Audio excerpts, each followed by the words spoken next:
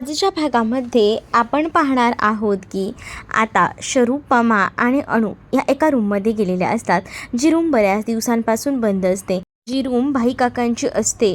मग आता या घरात खूप जास्त पसारा झालेला असतो.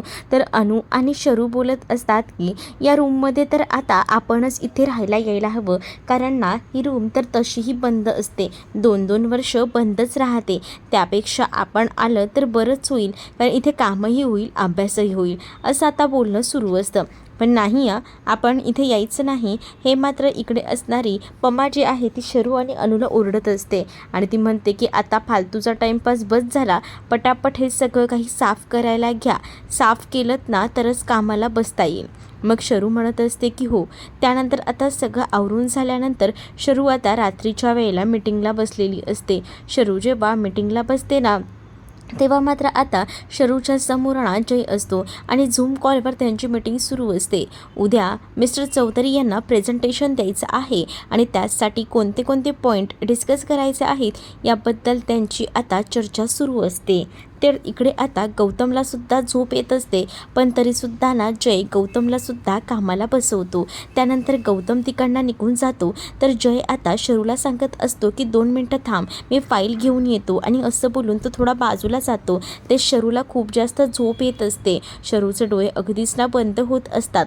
तर दुसरीकडे मात्र आता शरू जयला म्हणत असते की झालंय का, पण आता जय म्हणतो की 2 मिनटं थांब, मी फाईल कुठे ठेवली भेटत नाही आहे. आणि तेव्हाच ना ती आता आपले डोळे ना अक्षरशः हाताने धरत असते, जेणेकरून तिला झोप येऊ नये. आणि तेव्हाच ना तिचा आता डोळा लागलेला असतो.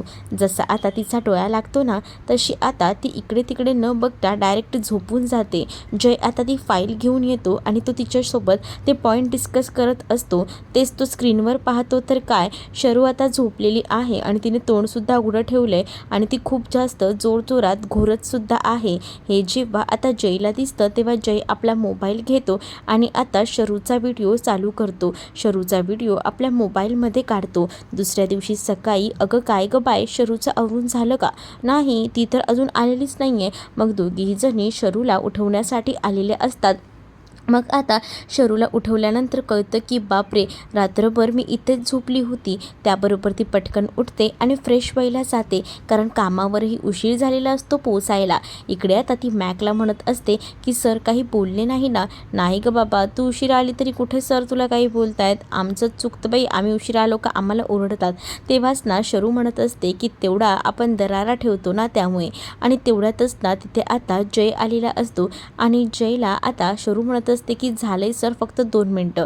मग आता जय आपल्या मोबाईलमधला व्हिडिओ दाखवतो. शरू आता तो व्हिडिओ बघते. ते जयला म्हणत असते की सर सर थांबा आणि तो व्हिडिओ डिलीट करा.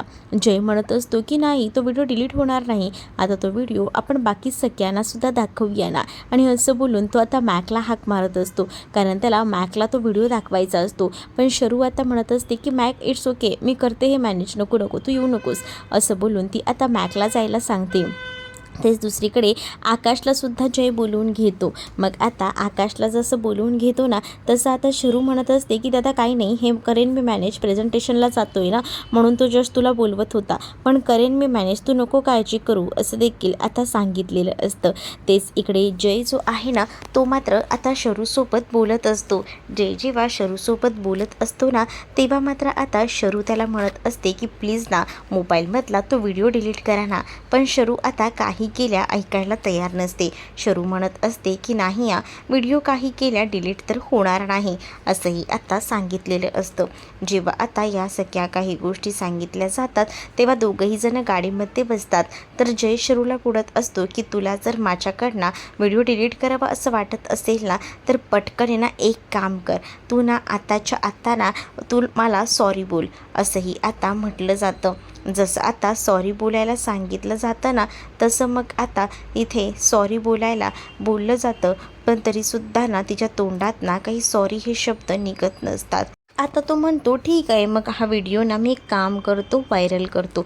असं म्हटल्याबरोबर आता त्याला सॉरी बोलावंच लागतं.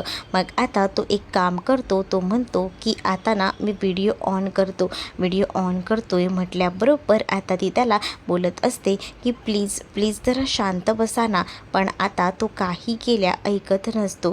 तेच आता दुसरीकडे पाहायला मिळत असतं की या सगळ्या काही गोष्टी ज्या आहेत ना त्या अशा घडत असतात, ज्यामुळे आता तिला तो व्हिडिओ बनवण्यासाठी त्याला द्यावाच लागतो. पण त्याने काही केला तरी अजून मोबाईलमधला व्हिडिओ डिलीट केलेला नसतो. आता इकडे ते मीटिंगसाठी येऊन जमलेले असतात.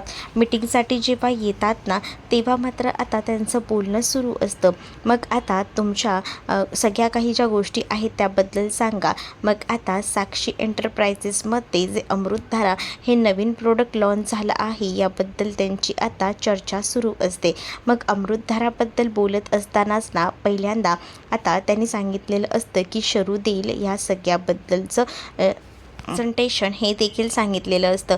मग हिला इंग्लिश येईल का मराठीमधून ही प्रेझेंटेशन देणार आहे असंही आता म्हटलं जातं. मग तेव्हाच ना इंग्लिशही सोपं पडेल, तुम्ही बोलाल ना त्या लँग्वेजमध्ये मी द्यायला तयार आहे असं देखील आता तिने सांगितलेलं असतं. आणि मग जेव्हा ह्या सगळ्या गोष्टी सांगितल्या जातात तेव्हा मग आता जय म्हणत असतो की सगळी तयारी तिने केली आहे, सो प्रेझेंटेशनही तीच देईल. आता जयनेच डायरेक्टली सांगून टाकलेलं असतं. तेच आता शरू प्रेझेंटेशन द्यायला उठते.